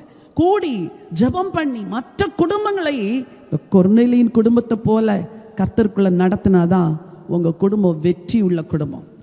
இது உங்கள் பேங்க் பேலன்ஸ் உங்களுக்கு வெற்றி அல்ல, உங்கள் ப்ராப்பர்ட்டி வெற்றி அல்ல, உங்கள் அசட்ஸ் வெற்றி அல்ல. எத்தனை ஆத்துமாக்களை கர்த்தருக்குள்ள நடத்துறீங்க, அதான் வெற்றி. சொல்லுங்க, என் குடும்பம் வெற்றியுள்ள குடும்பமாக இருக்கட்டும்ப்பா. என் நண்பர்கள், உறவினர்கள், அயலகத்தார் எல்லாரையும் உங்கள் ரட்சிப்புக்குள்ள நடத்துகிற மகனாய் மகளாய் என்னை மாற்றுங்கப்பா. கடைசியா ஒரு குடும்பத்தில் ஒரு வாலிபன், ஒரு வாலிப பெண். அந்த குடும்பம் தான் ஆண்டவர் இயேசு கிறிஸ்துவுடைய குடும்பம். 2 பேருக்கும் லைஃப்பில் டஃப் டெசிஷன் எடுக்கணும். யோசேப்புக்கு அவளை தள்ளிவிட யோசனையாக இருந்தான் என்று வாசிக்கிறோம். மரியாளுக்கு பெரிய அவமானம். But finally they took a decision to obey God's word. அன்னைக்கு எப்படி ஆதாம் ஏவாள் கீழ்ப்படியாமையினால் தள்ளப்பட்டாங்களோ, இந்த 2 பேரும் லார்ட் நாங்கள் உங்களுக்கு கீழ்ப்படிவோம், அவமானமோ நிந்தையோ என்ன வந்தாலும் பரவாயில்ல, we will obey your word, obey your willன்னு கீழ்ப்படிச்சதுனால அந்த குடும்பம் முழு உலகத்துக்குமே ஆசீர்வாதமாக மாறிடுச்சு. மரியாள் சொன்னாள், நான் ஆண்டவருக்கு அடிமை, உம்முடைய வார்த்தையின்படி எனக்காக கடவுது. இன்றைக்கி இங்கே இருக்கிற எல்லா யங்ஸ்டர்ஸையும் பார்த்து நான் சொல்கிறேன், உங்கள் ஃப்யூச்சர் க்ளோரியஸாக இருக்கணும்னா உங்கள் ப்ரெசன்ட் டேயில் நான் ஆண்டவருக்கு அடிமை என்று ஒப்புக்கொடுங்கள். என்னுடைய வீடு இப்படி இராதோ, தேவரீர் உமது அடியார் உம்முடைய ஆசீர்வாதத்தினால் உம்முடைய அடியானின் வீட்டை ஆசீர்வதியும் என்று சொன்ன தாவீதை போல உங்கள் குடும்பங்கள் குறைவுள்ள குடும்பங்களாக இருந்தாலும், பலவீனர்கள் உள்ள குடும்பங்கள் இருந்தாலும் உங்கள் குடும்பத்தை தேவன் ஆசீர்வதிப்பார். எல்லாம் இருக்கிற இடத்துல எழும்பி நிற்கலாமா? தேங்க்யூ ஃபாதர், தேங்க்யூ ஜீசஸ், ஹalleluya, தேங்க்யூ ஜீசஸ். C minor. வாயை திறந்து கர்த்தர்ட்ட சொல்லுங்க, தேவனே நீங்கள் எங்களை இணைச்சிங்கப்பா, ஒரு பெரிய தெய்வீக நோக்கத்தோடு எங்களை இணைச்சிங்க ஆண்டவரே. வாயை திறந்து கர்த்தருக்கு நன்றி சொல்லுங்க. சொல்லுங்க, எனக்கு கொடுத்த நல்ல மனைவிக்காய் நன்றி, நல்ல கணவனுக்காய் ஸ்தோத்திரம், நல்ல பெற்றோருக்காய் நன்றி, நல்ல பிள்ளைகளுக்காய் ஸ்தோத்திரம். நானும் என் குடும்பமும் கடைசி வரை உமக்காக வாழணுப்பா ஆண்டவரே. உம்முடைய ஆசீர்வாதத்தினால் உமது அடியானின் வீடு ஆசீர்வதிக்கப்பட்டிருப்பதாக. வாயை திறந்து சொல்லுங்க, ஆசீர்வதிக்கப்பட்டிருப்பதாக. என் வீடு ஒரு காட் சென்டர்ட் ஃபேமிலியாக இருக்கட்டும் ஆண்டவரே. ஃபெய்த் பேஸ்டு ஃபேமிலியாக என் ஃபேமிலி இருக்கட்டும் ஆண்டவரே. என் வீட்டில் நாங்கள் கர்த்தரை நம்பி வாழுகிற குடும்பமாக எங்களை மாற்றுங்க. எந்த விரக்தியான சூழ்நிலைமையிலும் நாங்கள் உறுதியாய் உங்களை பின்பற்றுகிற குடும்பமாக இருக்கணும் ஆண்டவரே. கடைசியில் மகிமையை தருவீங்கப்பா.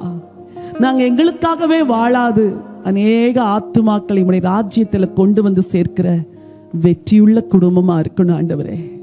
எல்லாவற்றுக்கும் மேலாக இரட்சகர் இயேசுவை இந்த உலகத்துக்கு பரிசளிப்பதற்கு எந்த அவமானம் நிந்தையானாலும் ஏற்றுக்கொள்ளுகிற ஆசீர்வாத குடும்பமாய் எங்க குடும்பத்தை மாற்றுங்க ராஜா. பனி போல பெய்யும் பரிசுத்தரே, மழையாக பொழியும் ஆவியே. பனி போல பெய்யும் பரிசுத்தரே, மழையாக பொழியும் ஆவியே. ஆவியே மழையாக பொழியும் ஆவியே. ஆவியே ஆவியே மழையாக பொழியும் ஆவியே. பனி போல பெய்யும் பரிசுத்தரே, மழையாக பொழியும் ஆவி. அப்படியே வலது கரத்தை ஆண்டவருக்கு நேராக உயர்த்தி, என் குடும்பத்தில் எவ்வளோ பிரச்சனைகள் இருக்குது ஆண்டவரே, போராட்டங்கள் இருக்குது. நாங்க விரக்தியில வாழ்றோம், வறட்சியில வாழ்றோம், விசுவாச குறைவுல வாழ்றோம். ஆனா பரிசுத்த ஆவியானவரே, நீங்க வந்தீங்கன்னா எல்லாம் மாறும் ஆண்டவரே. குடும்ப ஐக்கியத்தை இறுக்கமா கட்டுங்க ஆண்டவரே. பெற்றோர் பிள்ளைகளுக்கிடையே, கணவன் மனைவிக்கிடையே ஆண்டவரே, சகோதர சகோதரிகளுக்கிடையே ஒரு இறுக்கமான பந்தம் உண்டாகட்டும் ஆண்டவரே. எங்க குடும்பம் காட் சென்டர்ட் ஃபேமிலியா இருக்கட்டும், வேர்ட் சென்டர்ட் ஃபேமிலியா இருக்கட்டும், ஃபெய்த் சென்டர்ட் ஃபேமிலியா இருக்கட்டும் ஆண்டவரே. ஆண்டவரே, ஒவ்வொரு குடும்பத்தையும் கட்டுங்க. வாயை திறந்து கேளுங்க, நம்மால இது முடியாது. உலர்ந்த எலும்புகளை உயிரடைய பண்ணுகிற பரிசுத்த ஆவியானவர் இந்த மத்தியான வேளையில கடந்து வருவீராக, கடந்து வருவீராக. உலர்ந்து போன குடும்பங்கள் உயிர் அடையட்டும், உலர்ந்து போன நம்பிக்கைகள் உயிர் அடையட்டும், உலர்ந்து போன அன்பு உயிர் அடையட்டும், உலர்ந்து போன பாசம், உலர்ந்து போன குடும்ப ஐக்கியம், குடும்ப உறவுகள் உயிரடையட்டும் சொல்லி ஜெபிக்கிறோம். தேவையற்ற உறவுகள் எல்லாம் விலகட்டும் ஆண்டவரே. எந்த குடும்பத்தில் மூன்றாம் நபருடைய ஊடுருவல் இருக்கிறதோ அந்த குடும்பத்தில் எல்லாம் கர்த்தருக்கு விடுதலையை தாங்க. எந்த குடும்பம் விரக்தியில வாழ்றாங்களோ அவங்க எல்லாருக்கும் சந்தோஷத்தை கொடுங்க ஆண்டவரே. ஹல்லேலூயா. ஒரே ஒரு முறை ஜெபத்தோடு இந்த பாடலை பாடலாமா? பனி போல பெய்யும் பரிசுத்தரே, மழையாக பொழியும் ஆவியே. பனி போல பெய்யும் பரிசுத்தரே, மழையாக பொழியும் ஆவியே. ஆவியே மழையாக பொழியும் ஆவியே. ஆவியானவரே கடந்து வாங்க, ஆவியானவரே மழையாக பொழியும் ஆவியே. மென்மையானவரே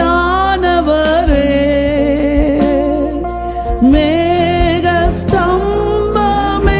இயேசு ராஜா இஸ்ரவேலருடைய பாளையத்தின் மேல் பரவி இருந்த மேகஸ்தம்பம் எங்கள் குடும்பங்களின் மேல் தங்கி இருக்கட்டும் ஆண்டவரே. ஊற்று தண்ணீர் ஜீவநதி, ஊற்று தண்ணீர் ஜீவநதி, ஆனந்த தைலமே இயேசு, ஆனந்த தைலமே.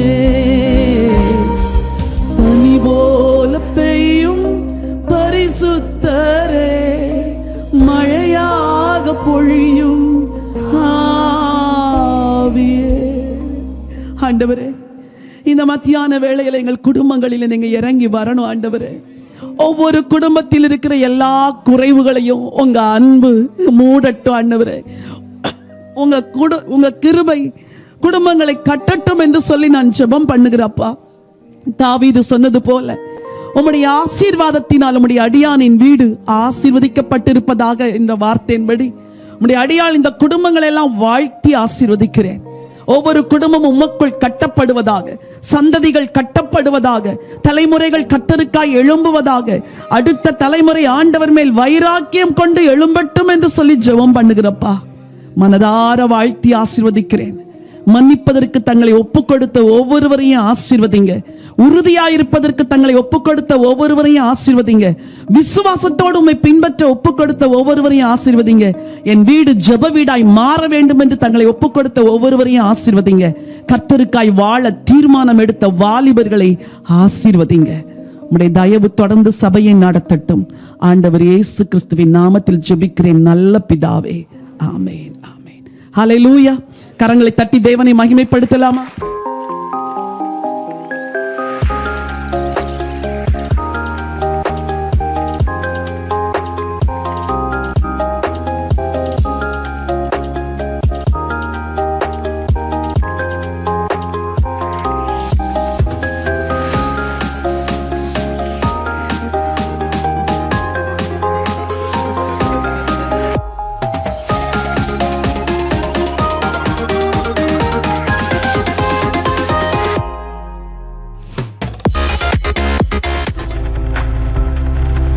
நீங்கள் பார்த்துக் கொண்டிருப்பது உங்கள் ஜாய் டிவி. உங்கள் துக்கம் சந்தோஷமாய் மாறும்.